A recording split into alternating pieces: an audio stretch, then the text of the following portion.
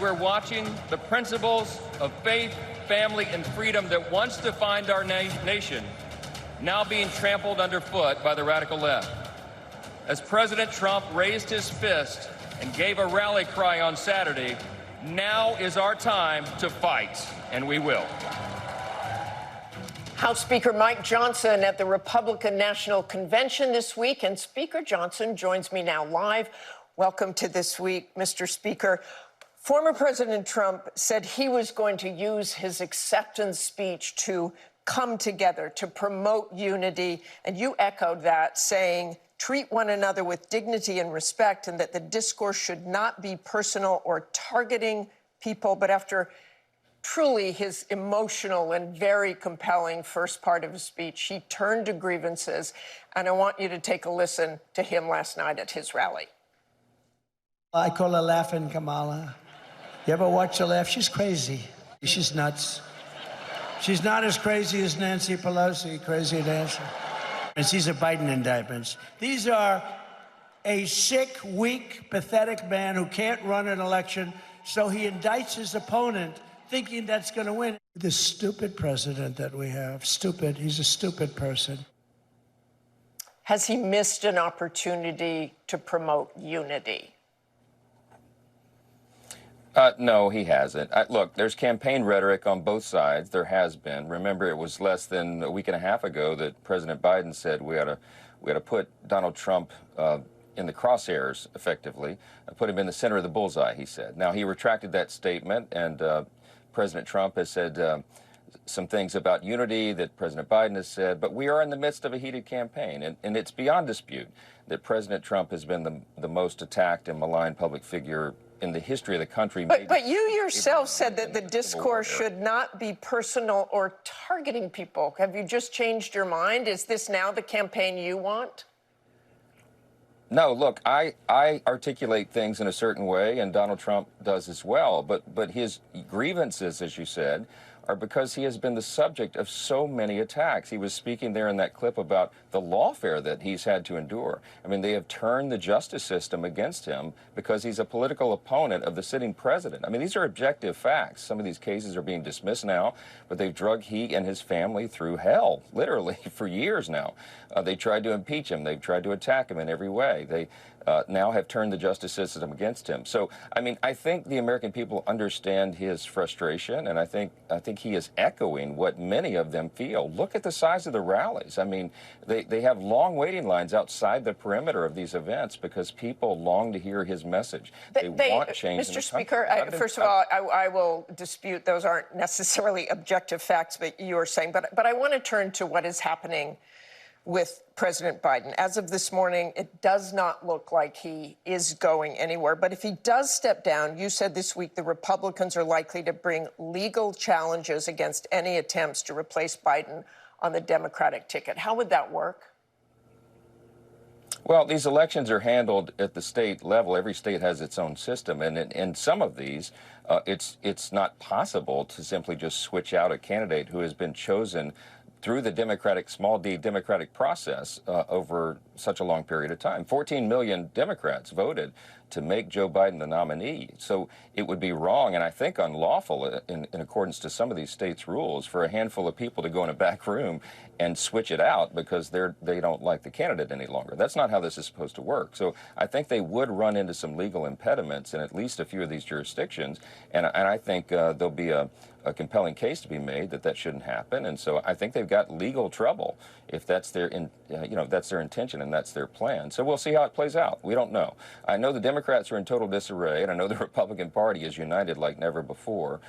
So we're looking forward to November and this election cycle. It's going to be an interesting time for the American people. One election law expert, Rick Hasen, said there's no credence to that notion that since Biden isn't the party nominee yet, but we'll see how that all plays out. Our most recent poll shows a huge majority, 61%, wanting Joe Biden to step down. But our polls have also shown that the race is still a dead heat nationally between registered voters, 46% to 46%.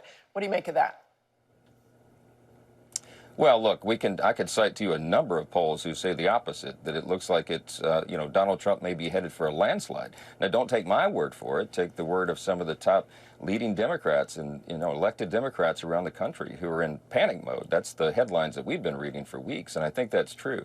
I can tell you many of my colleagues on Capitol Hill, Democrats who are friends and colleagues, have lots of hand-wringing over this right now. They don't know what to do, and they don't have a viable plan B.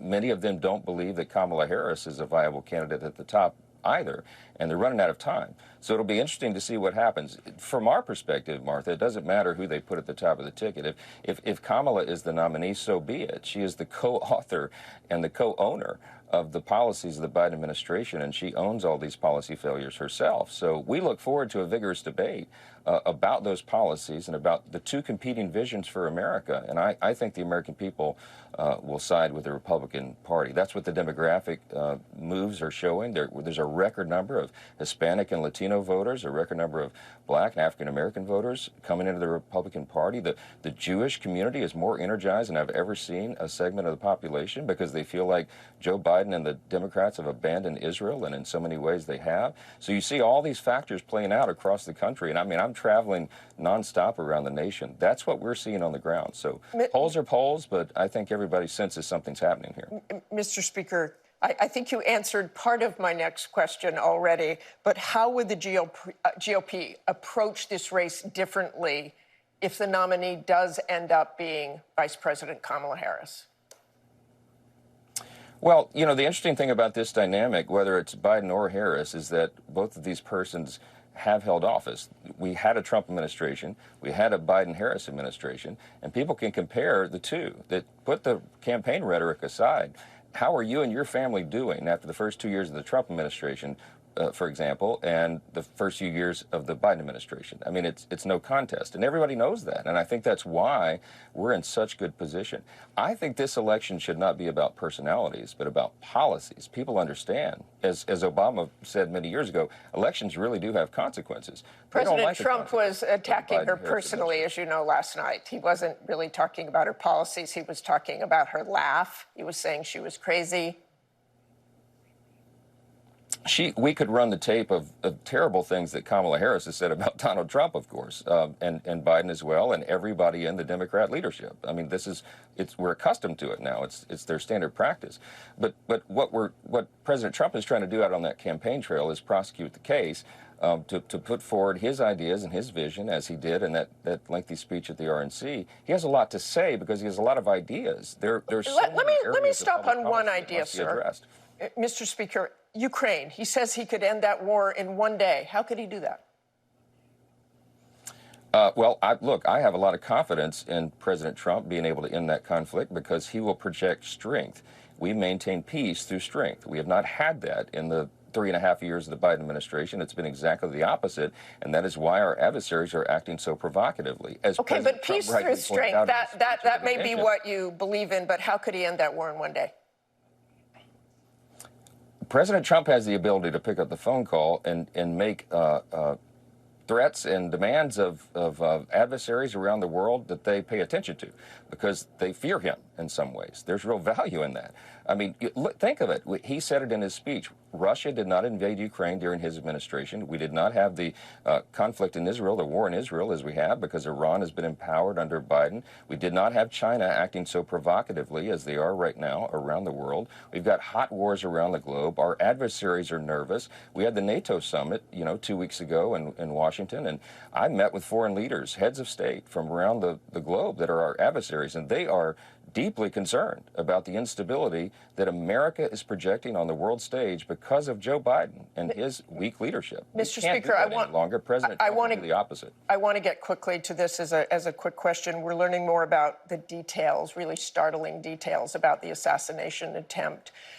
There were reports that the Trump campaign asked for more protection, not at that particular rally, perhaps, but over the last couple of years, and the Secret Service said basically that was true. Do you think Kimberly Cheadle should resign immediately or that President Biden should fire her? Both. I called on her to resign over the weekend, and when it became apparent that she would, and I think on Friday, then I called for President Biden to fire her. The buck should stop at his desk. We absolutely must ensure accountability so the American people can trust that this job will be done, that we will protect our presidents and former presidents.